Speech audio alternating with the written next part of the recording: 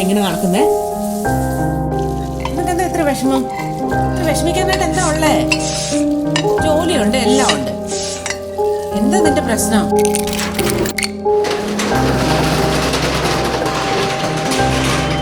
സച്ചിൻ ഇനിയെങ്കിലും പറ, what's your problem മാൻ? പ്രേമം. എടാ ഇതിപ്പോ 2 കൊല്ലായിരടാ. ഇനി നീ ഇങ്ങനെ ഇരുന്ന എടാ നീ ഇങ്ങനെ ഇരിക്കല്ലേ. ഒന്നിനും മനസ്സിലായിരുന്നില്ലടാ. പിന്നെ നീ ഇങ്ങനെ ഡെസ്പോണ്ട് ആവശ്യമുണ്ടോ? അതറിയാം.